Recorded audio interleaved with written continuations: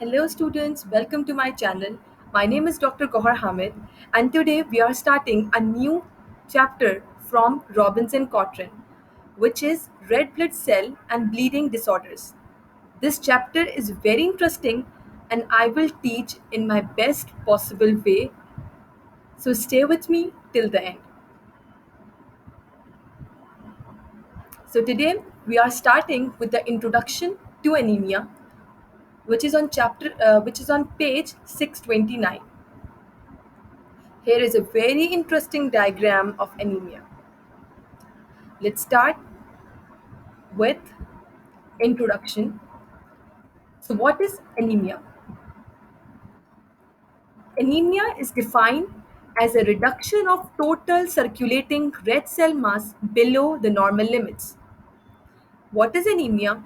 Anemia is defined as a decrease in the quantity of total circulating red cell mass is called anemia. Okay? Decrease in the quantity of total circulating red cell mass or reduction of total circulating red cell mass below normal limits, one and the same thing. Okay, this is called anemia. And it is represented by decreased hemoglobin, decreased hematocrit, and decreased red cell mass. Okay, anemia is defined as a reduction of total circulating red cell mass below normal limits, which is represented by decreased hemoglobin, decreased hematocrit, and decreased red cell mass. Okay, now anemia reduces the oxygen carrying capacity of the blood. When when a patient when one patient comes to you and he says he's dyspneic, he's fatigued, and he's fatigued and he's lethargic, okay, and he is not able to work and feel low all the time, then you can exclude then you can think of anemia. Okay, what do the anemia do to the patient? Anemia reduces the oxygen carrying capacity of the blood. We know that our blood has an important iron containing protein called hemoglobin, which is composed of heme and globin, and heme contain the heme and globin. So what is hemoglobin? Hemoglobin is an iron containing protein that is responsible for the transportation of oxygen to the tissues, okay, for their perfusion. Okay, because our body cells need oxygen so that we can work. Okay, what anemia do? It reduces the oxygen carrying capacity of the blood. Okay, carrying capacity of the blood will be reduced, leading to tissue hypoxia. In practice, the measurement of red cell mass is not easy, and anemia is usually diagnosed based on reduction in the hematocrit and hemoglobin concentration of the blood to the levels that are below the normal range. These values correlate with red cell mass except when there are changes in the plasma volume caused by fluid retention or dehydration. So fluid retention or or dehydration, these are different things that can cause anemia. Uh, for an example, if we take a lot amount of fluid, if there is a large amount of fluid present in our body, then due to the presence of large amount of fluid, we say that the total number of red cell mass is reduced, because this is not because the red cell mass is reduced, because this is because of the fluid retention. Okay, okay, moving forward, there are many classifications of anemia. The first and the most important classification is on the basis of MCV, mean corpuscular volume. Okay. On the basis of mean corpuscular volume, MCV, anemia is divided into three types. First is the hypochromic microcytic anemia, second is the normocytic normochromic anemia, and third is the macrocytic anemia. Okay. If the MCV is below 80 femtoliters, we call it a microcytic hypochromic anemia. If the MCV is in the range of 80 to 100 femtoliters, we call it normocytic normochromic anemia. And if the MCV is above 100, we call is macrocytic anemia. Okay, there are many classifications of anemia. We will follow one based on underlying mechanisms that is presented in table 14.1. A second clinically useful approach classifies anemia according to alterations in red cell morphology, which often point to particular causes. Morphologic characteristics provide etiologic clues include red cell size, normocytic, microcytic, macrocytic, degree of hemoglobinization reflected in the color of red cells, normochromic or hypochromic, and shape. In general, microcytic hypochromic anemias are caused by disorders of hemoglobin synthesis. Okay, in general, the microcytic hypochromic anemias are caused by disorders of hemoglobin synthesis. If there is a disorder or impairment of the hemoglobin synthesis, most commonly they lead to microcytic hypochromic anemia. For an example, iron deficiency anemia, which is the worldwide most common cause of anemia, is the iron deficiency anemia. Okay, while microcytic anemias often stem from abnormalities that impair the maturation of red erythroid precursors in the bone marrow. Normochromic normocytic anemias have diverse etiologies.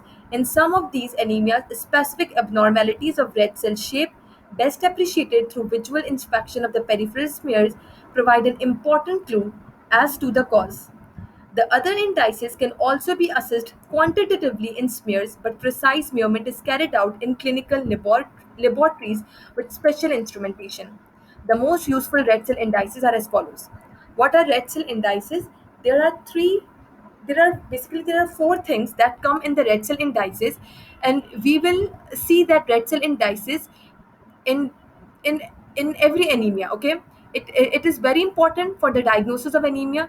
These red cell indices help us in the diagnosis of the type of anemia. Okay, and the red cell indices include: first is MCV, mean corpuscular volume; second is MCH, mean corpuscular hemoglobin; and third is the MCHC, mean corpuscular hemoglobin concentration; and fourth is re- um, red cell distribution width. Okay, RCDW. Okay,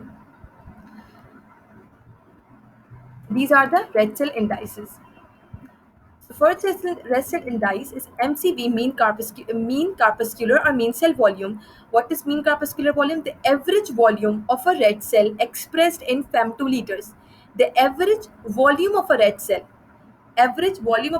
not red cells, only one red cell. The average volume of a red cell is called mean corpuscular volume, and we express the unit of mean corpuscular volume is femtoliters. Okay, what is mean corpuscular hemoglobin? Yeah, mean cell hemoglobin, the average content or mass of hemoglobin per red cell. The average mass of hemoglobin per red cell expressed in picograms is called MCH, mean corpuscular hemoglobin. Let me show you what is MCV. Okay.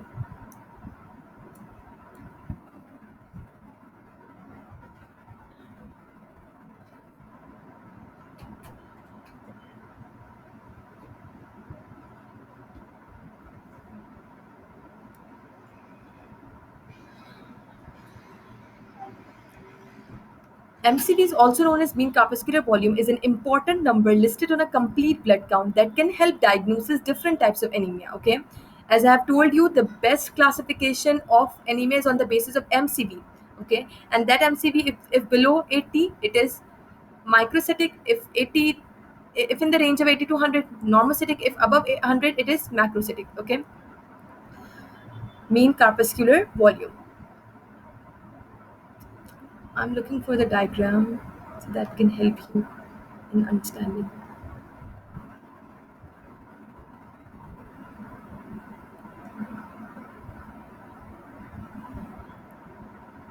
Okay, maybe this helps some way.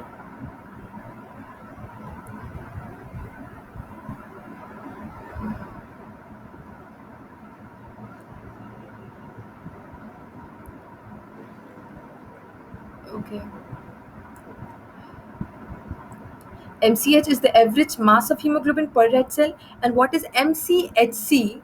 Mean corpuscular hemoglobin concentration, the average concentration of hemoglobin in a given volume of packed red cells expressed in grams per deciliter. Okay. So there is a major difference between mean corpuscular hemoglobin and mean corpuscular hemoglobin concentration. Mean corpuscular hemoglobin is for only one RBC, for only one RBC, the average mass of hemoglobin per RBC. Okay, what is mean corpuscular hemoglobin concentration? The average concentration of hemoglobin in a given volume of packed red cells. Okay, if we have, if we take one tube, one cylindrical tube, which we usually use in the labs for the collection of blood. Okay, and then we take a blood sample, 2 cc blood sample from a patient, and we put that blood sample into that tube. Then we see a red blood cell. Okay, collection, large number of red blood cells are present in the blood. Okay, the average concentration of hemoglobin in a given volume of packed red cells, if we have a collection of red blood cells, and if we take the average of these collection of red blood cells, average of hemoglobin present in the packed red cells is called mean cell hemoglobin concentration, expressed in grams per deciliter. It is the average concentration. Okay, what is red cell distribution width? The coefficient of variation of red cell volume. Okay, we will see this in this is very important in dice. The red cell distribution width is change in the size of the red blood cell. Mostly if we take a blood sample from a normal person, the red cell, all the red blood cells will have approximately the same volume, will have approximately the same size. But in the, if a patient has anemia, we can see the red cell distribution width, the variation in the sizes of red blood cells. Okay, now adult preference range for red cell indices shown in table 14.2. Okay, whatever its cause, when sufficiently severe anemia, when sufficiently severe anemia leads to certain clinical findings. These are the non-specific findings which we see in all the types of anemia. If the anemia is severe, okay, patients appear pale. First, when you see an anemic patient, and when you have a look to an anemic patient, first thing that click to your mind is the pallorness. The patient will be pallor. Second thing is weakness. The patient presents with weakness. Third is malaise, easy fatigability. Malaise means feeling of not being well.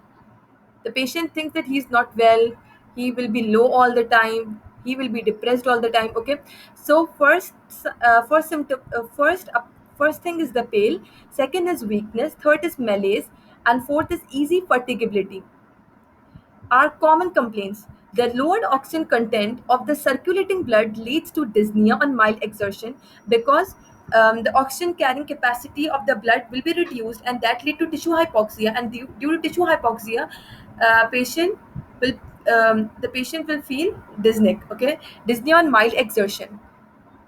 Hypoxia can cause fatty change in the liver, myocardium, and kidney. Okay, these are the non-specific features that we can see in severe anemic patient. If fatty changes in the myocardium are sufficiently severe, cardiac failure can develop and compound the tissue hypoxia caused by deficiency of oxygen in the blood. On occasion, the myocardial hypoxia manifests as angina pectoris, okay, particularly when complicated by pre-existing coronary artery disease. If a patient has a pre-existing coronary artery disease and superimposed, he also present with he also come up with anemia, so it can lead to the angina pectoris. With acute blood loss and shock, oliguria and anuria can develop in some cases as a result of renal hypoperfusion. Okay, central nervous system hypoxia can cause headache, dimness of vision, and faintness. Okay, so let's read this table, table 14.1, and then we will read table 14.2. Okay, classification of anemia according to underlying mechanism. Okay, this table is a little bit confusing. Okay, I will make this table very simpler, very simple to you guys, for you guys in an upcoming lecture. Okay, for now, let's, at least we should read this table because it is important. Okay. Blood loss mechanism. There can be anemia due to blood loss. Okay, there can be acute blood loss or there can be chronic blood loss. Okay, number second is increased red cell destruction, which is hemolysis. Okay, there can be an inherited causes of red cell destruction or there can be acquired causes of red cell destruction. Inherited genetic defects include red cell membrane disorders, for example, hereditary spherocytosis, hereditary elliptocytosis. Second, there can be the hereditary enzyme deficiencies, for example, in the red blood cells, for example, HMP shunt enzyme deficiencies and the glycolytic enzyme deficiencies, and these lead to an anemia, for example, GDP, glucose 6 phosphate dehydrogenase deficiency anemia, glutathione synthase deficiency, pyruvate kinase deficiency, and hexokinase deficiency. Number second, there can be an hemoglobin abnormality. There can be deficient globin synthesis. I have already told you that hemoglobin is composed of heme and globin, or if there is a deficient hemoglobin globin synthesis, it can lead to the anemia, which is called thalassemia. There can be structurally abnormal globins. For example, structurally abnormal globins are, there will be no deficient globin synthesis, but the globins are present, but these globins are abnormal. Globin chains are abnormal. Okay, this can lead to sickle cell anemia and unstable hemoglobins. Okay, there can be acquired defects. These are the inherited defects. Inherited red cell membrane disorders or enzyme deficiencies and hemoglobinopathies. Okay, these are the inherited defects of the red blood cell, and these are the acquired defects. Acquired deficiency of phosphatidylcholine inositol linked proteins that lead to paroxysmal nocturnal hemoglobinuria.